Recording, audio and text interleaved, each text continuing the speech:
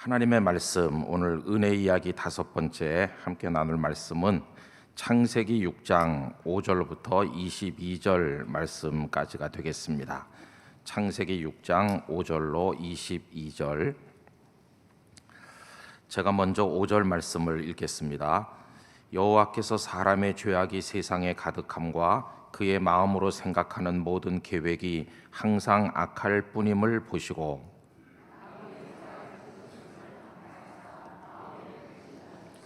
이르시되 내가 창조한 사람을 내가 지면에서 쓸어버리되 사람으로부터 가축과 기는 것과 공중의 새까지 그리하리니 이는 내가 그것들을 지었음을 한탄함이니라.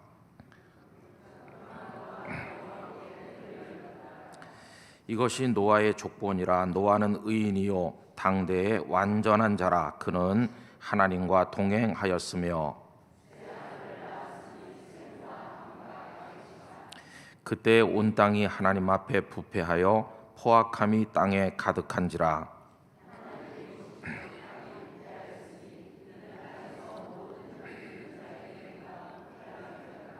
하나님이 노아에게 이르시되 모든 혈육 있는 자의 포악함이 땅에 가득하므로 그 끝날이 내 앞에 이르렀으니 내가 그들을 땅과 함께 멸하리라.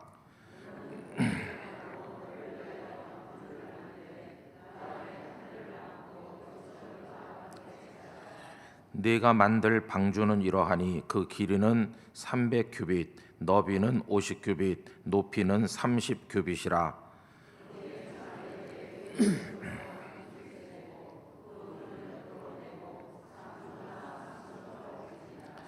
내가 홍수를 땅에 일으켜 무릇 생명의 기운이 있는 모든 육체를 천하에서 멸절하리니 땅에 있는 것들이 다 죽으리라.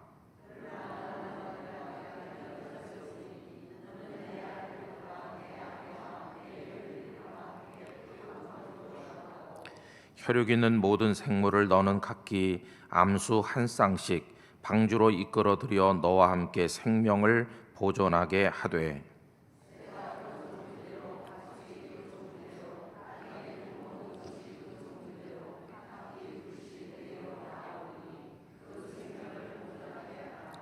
너는 먹을 모든 양식을 네게로 가져다가 저축하라. 이것이 너와 그들의 먹을 것이 되리라. 노아가 그와 같이 하여 하나님이 자기에게 명하신 대로 다 준행하였더라. 아멘. 우리가 성경을 읽으면서 하나님의 은혜를 많이 받은 분들을 이렇게 찾아서 추적을 해볼 때 빼놓을 수 없는 분이 노아이십니다. 여러분, 노아는 아주 특별한 은혜를 받으셨어요. 보통 은혜가 아니고 아주 특별한 은혜. 오늘 일부 예배 나오신 교우님들 그런 은혜의 주인공이 되시기를 축복합니다. 오늘 본문 중에 8절에 보니까 그러나 이렇게 시작되죠. 다른 사람들은 죄 가운데서 다 멸망하는데 그렇지만 노아는 여호와께 은혜를 입었더라. 그러니까 특별한 은혜가 아닙니까?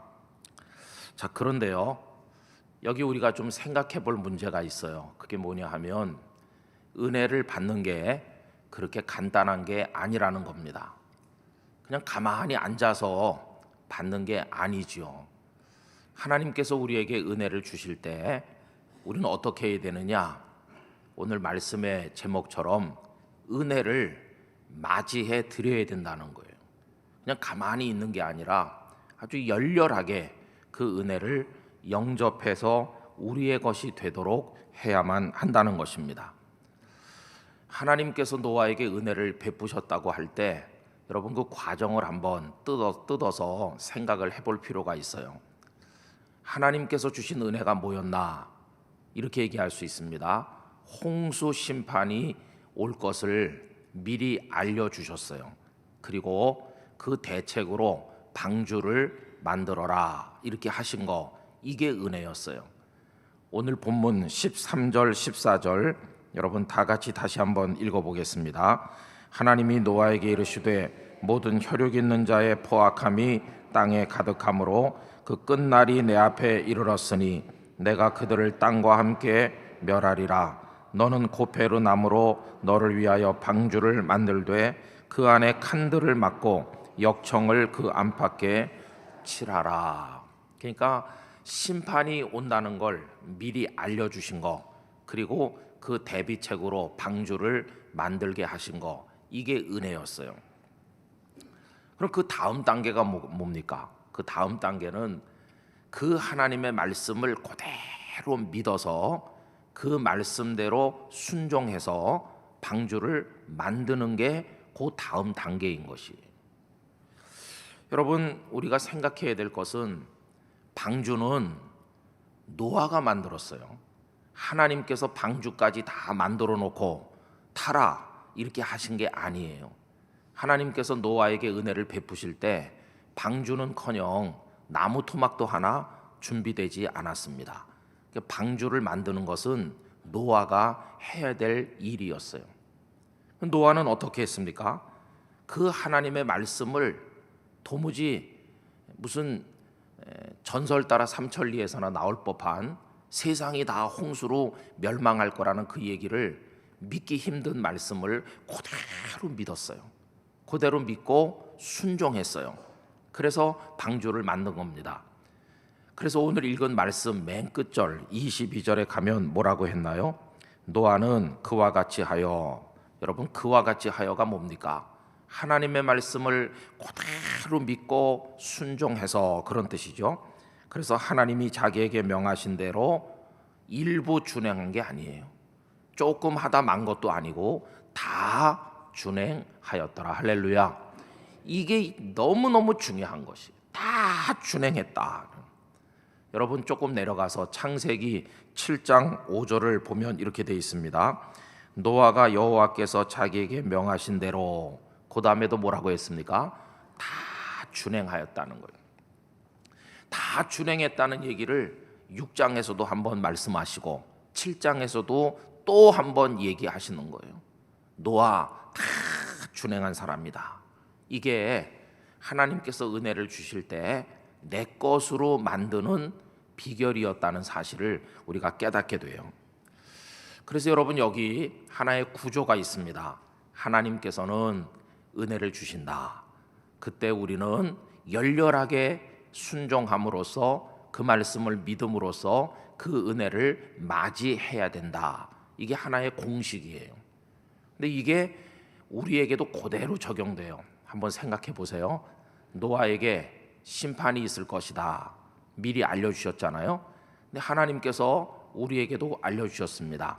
여러분, 성경을 읽어보면 이 세상 끝날 우리가 살고 있는 하늘과 땅은 다 그 불에 체질이 녹아져서 없어질 것이. 지금 이 세상은 결코 영원한 세상이 아닙니다. 그때가 오면 뭐가 있습니까? 심판이 있어요. 지금까지 이 세상에 태어나 살았던 모든 사람이 다 하나님의 심판대 앞에 서게 될 것이에요. 그 심판의 결과에 따라 어떤 사람은 영생을 얻게 될 것이고, 어떤 사람은 영원한 심판의 결과로서 멸망에 떨어지게 될 것입니다.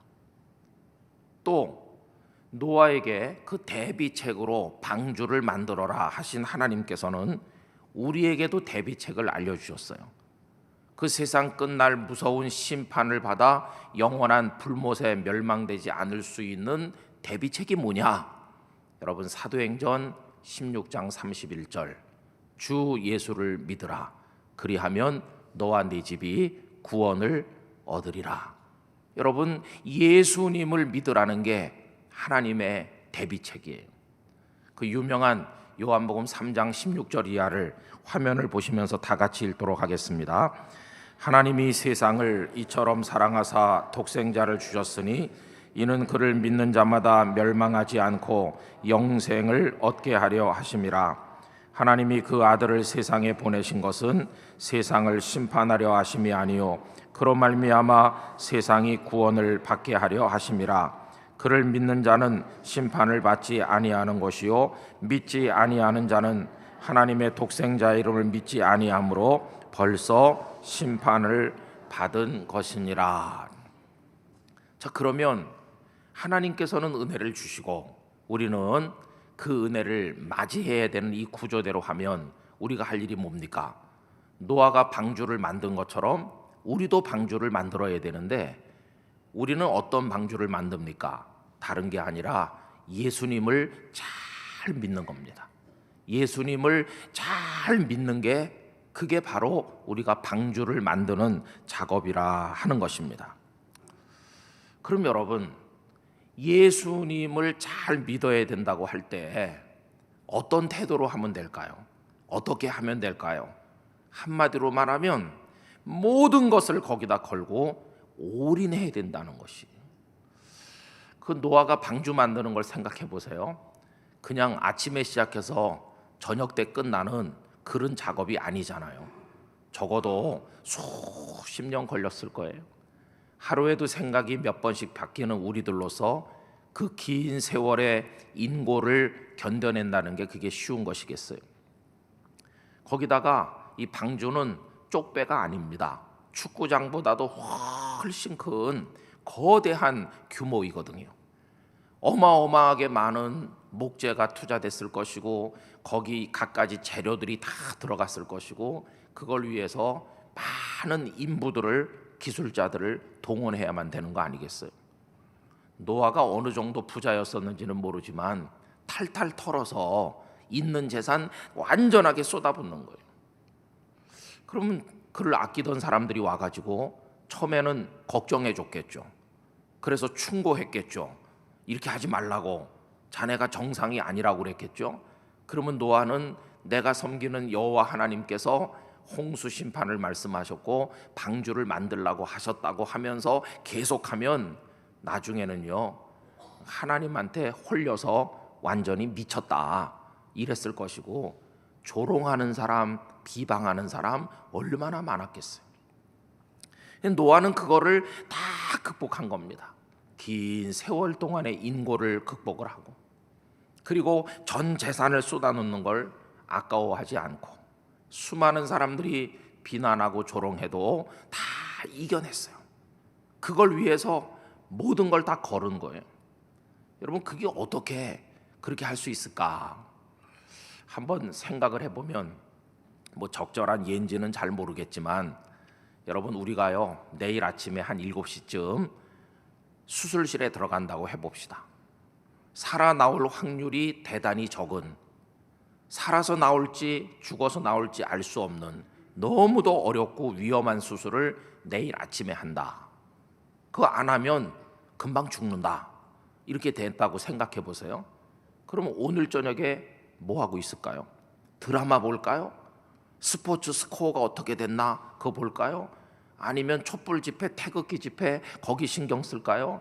맛있는 음식을 어디서 먹을 수 있는지 인터넷을 뒤지고 있을까요? 멋진 옷을 주문할까요? 지금까지 평소에 우리 머릿속을 채우고 있던 거, 여러분, 오늘 저녁에 싹 사라지는 거예요. 남는 생각은 오직 하나, 내일 아침에 수술 잘 받고 살아나오는 거 외에는 아무 생각이 없는 거예요. 아무 다른 생각이 없어요. 오직 그것이 머릿속을 꽉 채우는 거예요. 노아도 똑같아요. 조금 있으면 온 세상이 물속으로 다 들어가서 멸망한다는데, 그 시계바늘이 지금 계속 돌아가고 찰칵찰칵하면서 멸망의 시점이 다가오고 있는 게 그 믿음의 눈으로 보여지고 있는데, 어떻게 딴 생각할 수 있겠어요?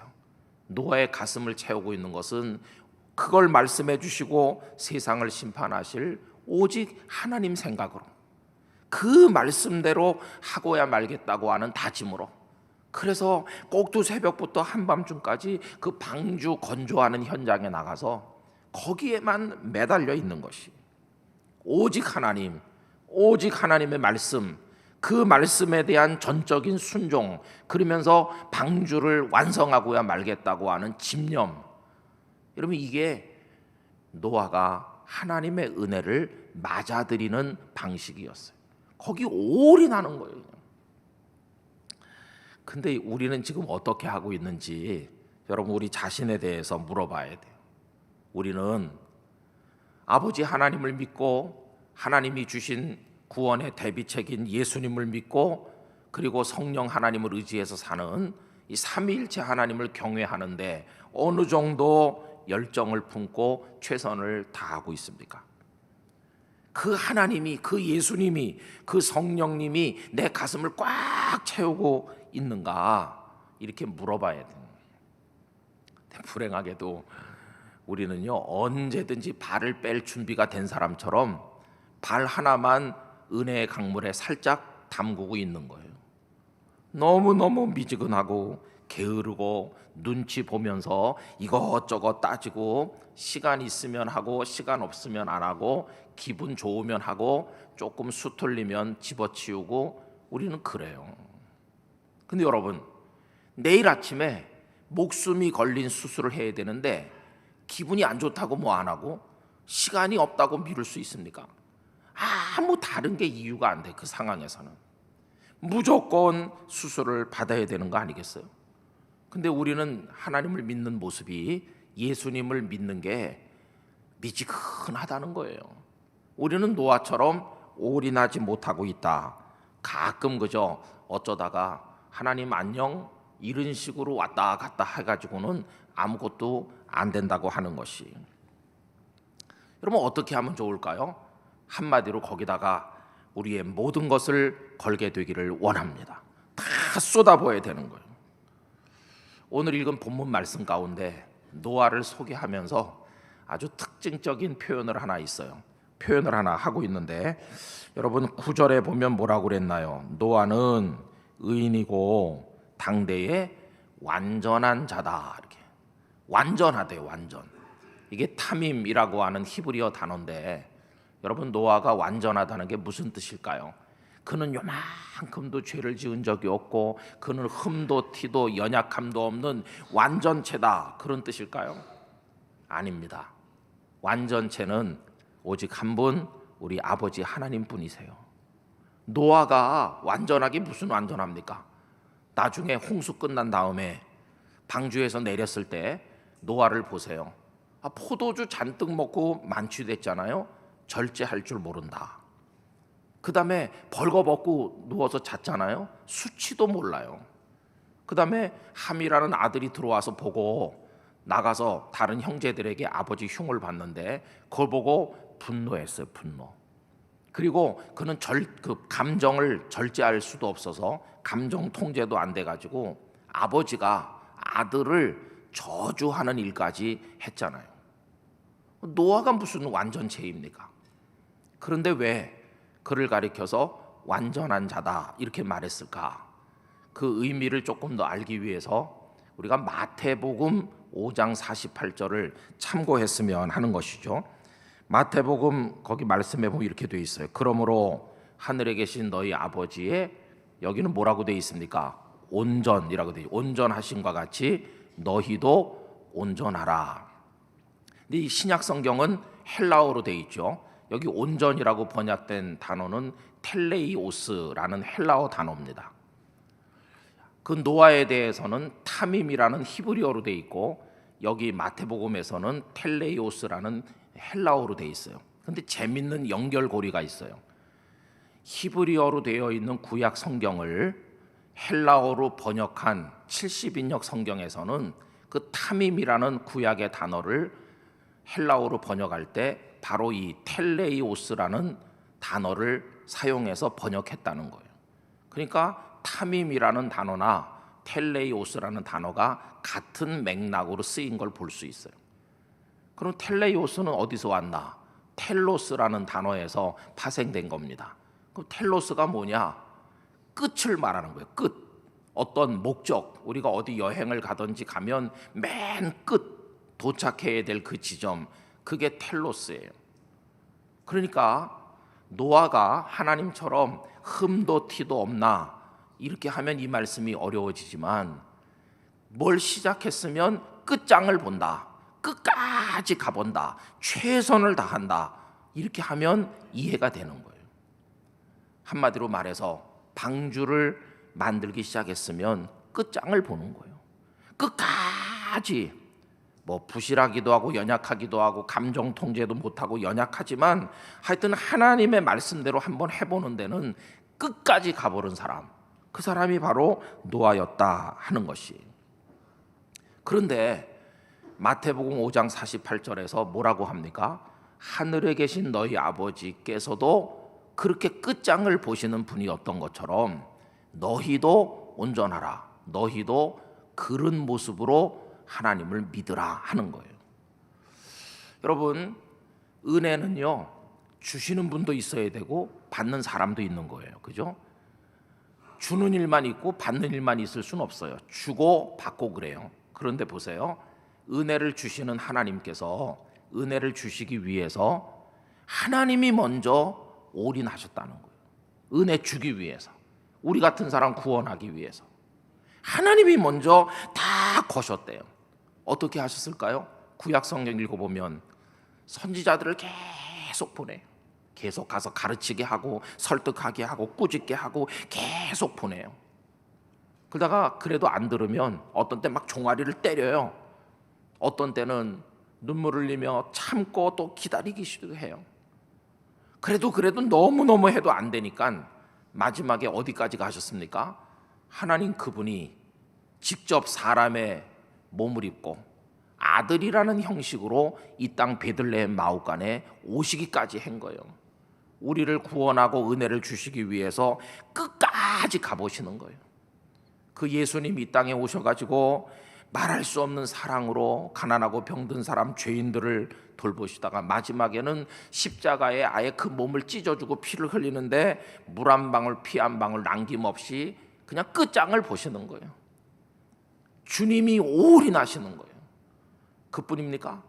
제자들 배신하고 다 도망갔는데 그 형편없는 제자들을 버리지 않고 부활하신 예수님 디베랴 바닷가까지 또 따라가셨잖아요.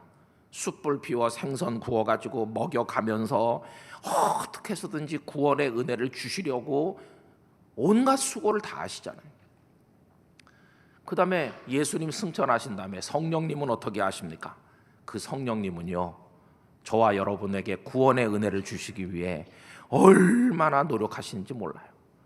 마음이 꼬부러지고 고집이 세고 하나님을 믿을 것 같이 보이지 않았던 우리들 속에 오셔서 설득하고 꾸지람하고 우리의 마음을 감동시켜 오늘 이 자리에 앉아있게 하신 것이, 하나님께서 먼저 너희에게 구원의 은혜를 주기 위해서 모든 걸 다 걸으셨다. 그러니까 너희도 온전해라, 너희도 끝까지 가야 된다는 거예요. 끝까지 있는 열정을 다해가지고 해야 된다, 그렇게 말씀하시는 겁니다. 여러분, 하나님께서 모든 걸 다 걸으셨으니까 우리도 다 걸어야 될 줄로 믿습니다. 구원의 은혜가 얼마나 값진 것인데 우리는 싸구려 물건처럼 취급하면 절대로 안 된다는 거예요. 하나님께서도 엄청난 값을 지불하셔서 하셨으니까 우리도 거기 대가를 지불하고 최선을 다해서 예수님을 믿어야 되는 것이, 그게 우리가 은혜를 받는 사람으로 가져야 되는 것이죠. 그래서 은혜 이야기는요, 주시는 하나님도 거기다 다 걸인 것처럼 받는 우리도 은혜를 영접하고 내 것으로 만드는 과정에 모든 걸 다 걸어야 되는 거예요. 그래서 우리 땅끝교회 교우 여러분, 그냥 주여 주여 이렇게 읊어대가지고 거저받는 게 절대로 아니라는 걸 알아야 돼요. 예수님 뭐라고 했습니까? 주여 주여 하는 자가 구원받는 게 아니고 하늘에 계신 아버지의 뜻대로 행하는 자라야 천국에 들어간다. 할렐루야. 그러면 그 사람이 누굽니까? 이게 노아였어요. 노아. 아버지의 뜻대로 행하는 자가 천국에 구원을 받는다는 거 아니겠어요? 노아가 다 준행하였다, 다 준행하였다. 이게 하나님의 뜻대로 하는 건데 그거를 위해서는 모든 걸 다 쏟아부어야 됐다는 거예요. 근데 우리는 너무 쉽게 선을 그어요. 하나님, 저는요 거기까지밖에 못해요. 그 다음은 저는 못해요. 저는 그냥 여기까지만 하랍니다. 여러분, 선 긋기를 하면 안 돼요. 만약에 하나님께서 나 너희들을 사랑하고 너희들에게 은혜를 주다가 나도 여기까지밖에 못하겠어, 이렇게 선을 그셨다면 우리는 멸망했을 것이에요. 하나님의 사랑은 다함이 없고 하나님의 은혜는 끝이 없었던 것처럼 우리도 그렇게 하는 거예요. 여러분 성경 말씀에 한번 보세요.